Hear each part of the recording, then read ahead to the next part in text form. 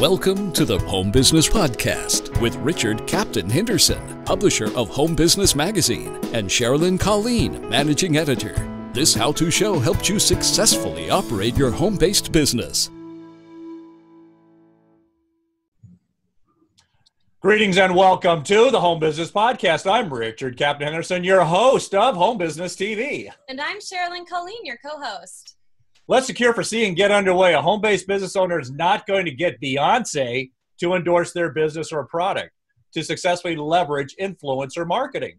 Rather, can micro-influencers help to build your home business? To help answer this question, on today's podcast, we talk with Laura Cole, Vice President of Marketing for Vivial, about the use of micro-influencers by small and home businesses to generate new customers and sales. Micro-influencers include internet stars who have somewhere between 10,000 and 10 million social media followers. That's all they need to make an impact. That impression is made even more significant when you consider that 90% of consumers trust these peer recommendations. Laura Cole is responsible for go-to-market product strategy, brand management, and corporate sponsorship. She's a social media and content marketing guest blogger and frequent contributor for Forbes.com as well. So greetings, Laura Cole. Say hello to our podcast audience. Hi, everybody. Thanks for having me. Thanks for coming on our show. Where are you connecting in from today? I am actually connecting in from Lincoln, Nebraska. Really? I bet you weren't expecting that. That's great. Thanks for joining us. Okay, all engines ahead standard. At the end of today's show, we'll share with you our best home-based business tip. Today's tip: what is the most important factor in any advertisement you put together? Stay tuned, and we'll share the answer with you at the end of today's show. Now, a huge advantage of micro-influencers is that they actually experience higher engagement on average than what are termed celebrity macro-influencers, superstars with more than 10 million followers. So, Laura, what exactly is a micro-influencer in your own words, and how can they help small businesses to generate new customers? Yeah, it's really interesting because the world of the internet has kind of leveled the playing field for all sizes of businesses. So, you mentioned the stats about macro influencers, which are really these, celebrities that have huge following. And if you're active on social media, I'm sure you've seen, some of these interactions take place where they endorse a certain business or maybe a specific product that they like. For a small business, that can feel really daunting. Like, well, how do I get somebody that has that many followers to like my business, to follow my business? And the great news is you don't have to. You can really target people with much less following, maybe local to your community. So I mentioned that I live in Lincoln, Nebraska, right? If I was running a business out of my home, I could, start to uncover people that maybe have 1,000 followers. Right? So they're very well connected in the local community. And by engaging with that person and getting them to engage with my business on social media, I can have and make really meaningful advancements for my company. So the term micro influencers is typically somebody with 1,000 to 10,000 followers. And the great news for small businesses is that these type of people actually get 4 times the amount of engagement online than those with those huge numbers, right? So there are ways as a small business that you can really connect online and make a powerful impact. That's fascinating, and particularly the higher bang for the buck you get for the micro influencers. What's some good ways to locate micro influencers? I guess if you're active in social media, you should get a general awareness of where some of these are. But do you have any tips on how to find good micro influencers? Absolutely. So obviously the first place is to make sure that you're promoting your business online, right? So a social presence for your business is really important. Facebook, Instagram, and Twitter are probably the 3 most common for small businesses, at least. In terms of micro influencers, Instagram is a great place to get started. Instagram is a very visual form of social media, so it's a great place to find active people. You can do it in very simple ways. A very simple way would be, hopefully people are familiar with hashtags, right? So hashtags are a way of tagging content, and you can look for hashtags of people that maybe are prominent in the local area, prominent in your field of business. You can also look for hashtags that are maybe about a certain topic. So maybe you run a daycare center. You can search for hashtags about daycare or about educational activities for children or things of that nature.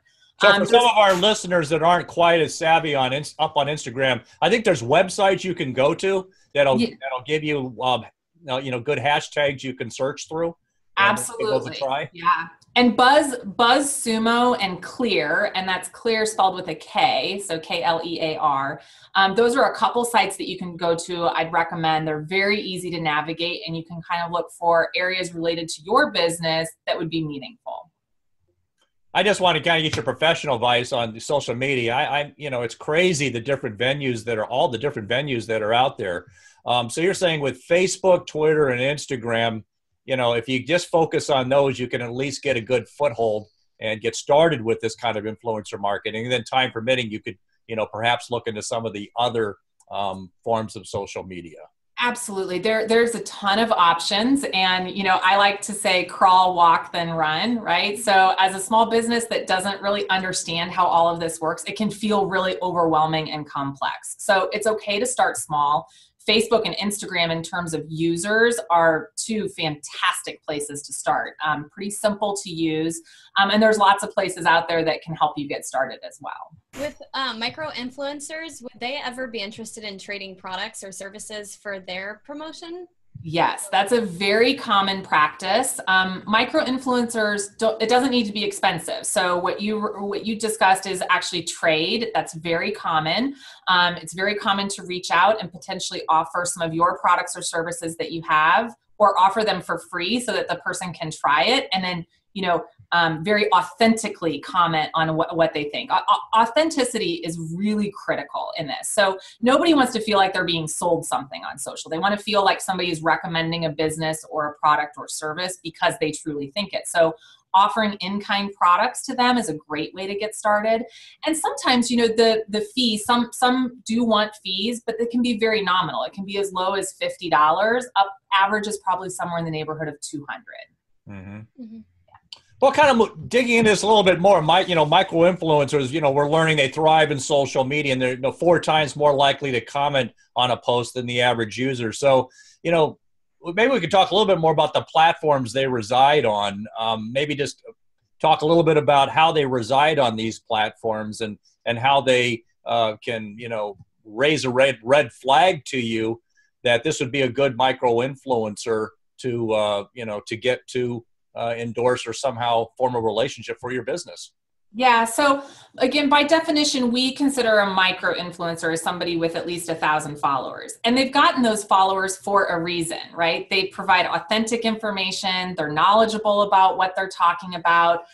They have an interest. They regularly post. They engage with their followers. And so they naturally have a large following. So one of the things initially that you can do is look for people that have followers. It's very easy on a Facebook page to see how many followers somebody has, how often they're talking about things, how engaging their audience is with them. So if you see those sort of things happening, again, Facebook, Instagram are 2 great places to see it.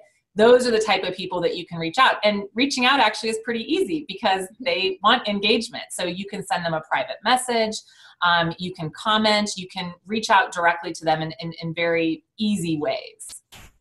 How important is, making these connections? How important is video getting? I've heard that video could grow to be the dominant way people communicate on social media and knock everything over. I mean, do you have to look for video, or do you have to be posting video, or can you, kind of still keep it text and maybe an image?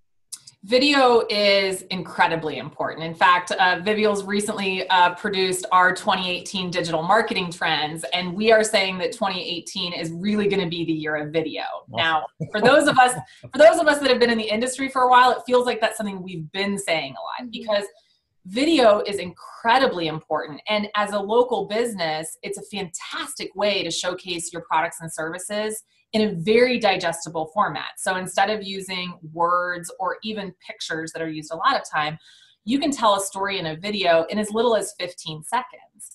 And the reality is with the iPhone or Android device, if you have one, everybody has a video camera right in their fingertips every single day. So you don't need a professional crew to come out and tape your business. You don't need to sit down for an interview. You literally can get out your phone and do some pretty high-tech things just even with that device. So utilization of video, particularly in social media platforms like Instagram and Facebook, it's a great way to catch attention of that scroll, right? The people that are just scrolling for information and a video pops up, it's a great way to catch their attention. So everybody now is a movie producer, and keep it short and sweet. I think Instagram has a limit of 60 seconds. So probably that it needs to be less than that. Well, before moving on to our next topic, I'd like to highlight this show's sponsor, Deborah Kay of Global Venture Services. Deborah Kay is one of the network marketing industry's top executives. She has worked with hundreds of aspiring home-based entrepreneurs to achieve home business success. She has a simple system that you can follow to generate income quickly from home.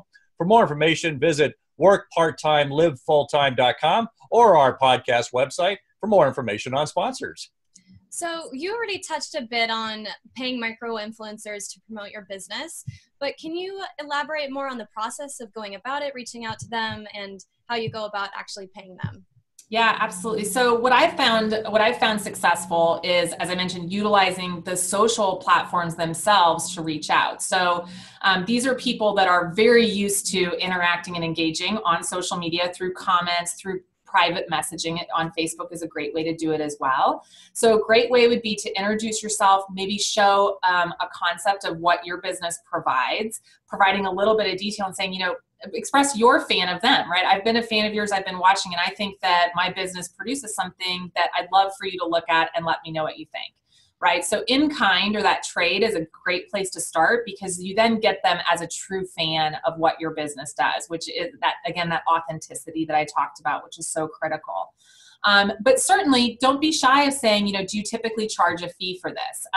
This is, it is fairly regulated. I mean, typically if you're exchanging money for things, you'll see, and I'm sure we've all seen them, this disclaimer of, I was paid to do this, or I got this product or service in kind, but the feelings that I'm talking about are my own true feelings. And that is typical in the micro-influencer environment, that they'll disclose that they were paid, but also very clearly say, yeah, they gave me a little money, but I'm expressing my own thoughts and opinions, and I really am a fan of this. Yeah, I don't think that really is that big of a problem. I'm seeing that more and more on online reviews. And I think, in my opinion, I don't really look so much at that. I look at the quality of the review. Are they putting together substantive information to back up their argument, or the good things that they're saying, rather than just saying, this is the greatest product in the world. They tell you, what they like about it. So, I think it is going to be more and more what you're going to see, compensation in kind for the reviews. But I think if they're done right, that could be the best way to go.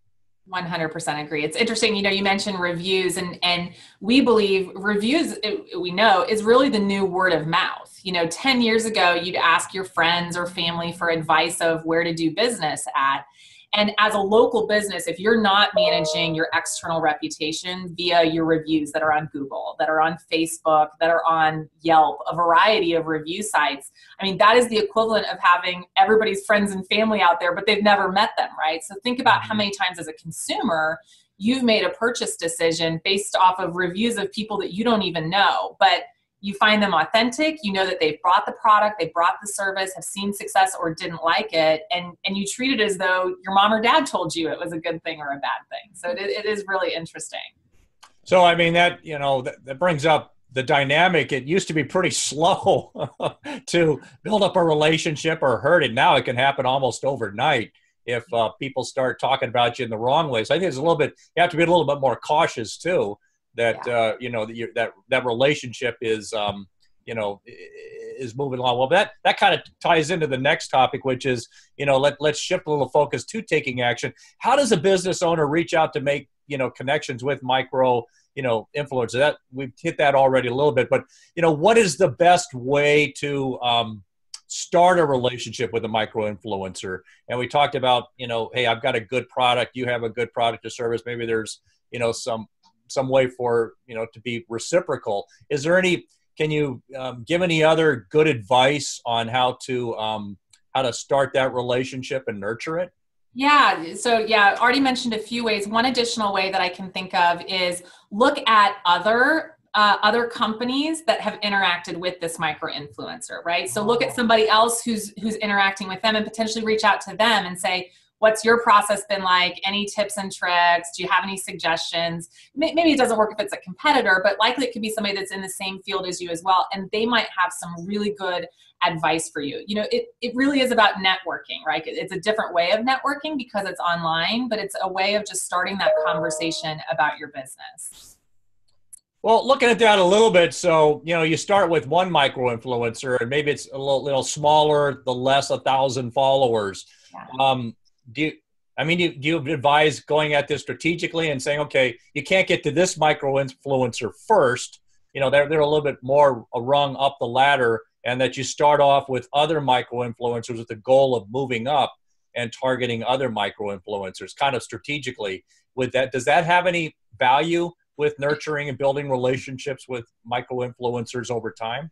It definitely does. It's kind of like the snowball effect, right? The more you go, kind of the greater emphasis you'll be able to provide. So what you described is a fantastic way. If you maybe can't get to that, like, you know, gold star of one that you're wanting to achieve, start small.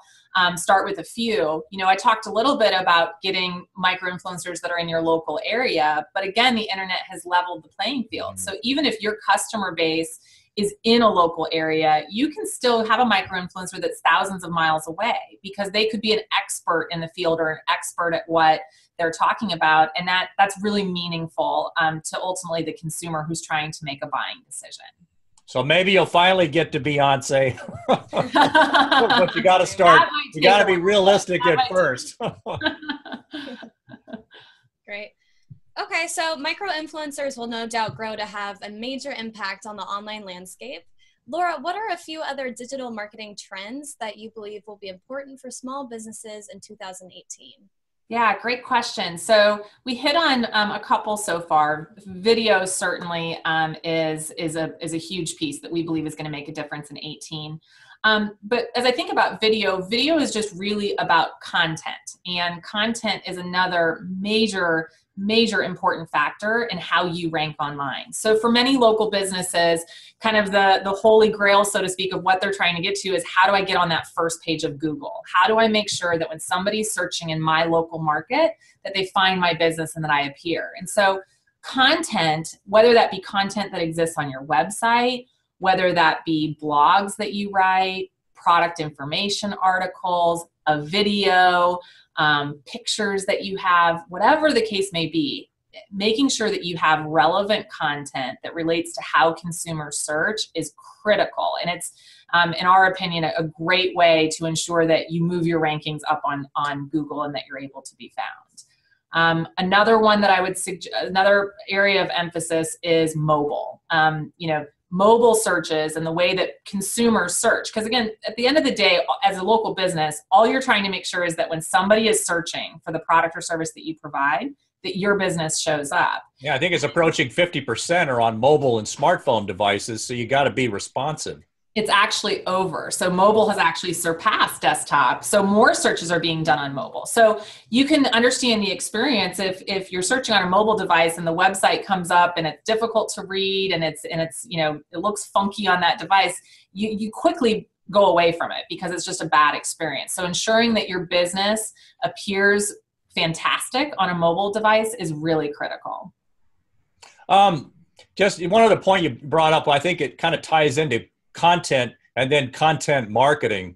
Do you think, people should not be shy about putting that content out, but maybe being willing to pay a small fee to get that content out there, since it is marketing, and instead of doing that advertisement that's on the top of a banner ad now, you've worked it into the content you're providing, and that may mean you may need to put a little bit of investment in to push that content into the right websites and medium.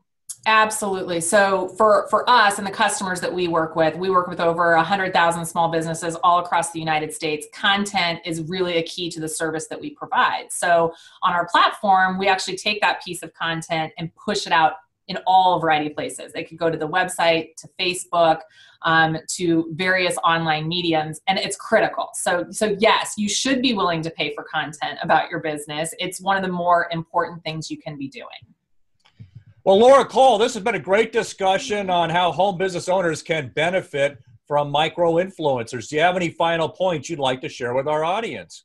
No, thanks for having me. I mean, the only thing that I'd say, and I referenced it before, is you can go to vivial.net, and we have posted our 2018 predictions, much of which I've talked about already, but there's some others in there that I haven't had the time to share. So check it out and hopefully some good information. Laura Cole, thank you for being such a great guest on the Home Business Podcast. Thanks for having me. Mm-hmm.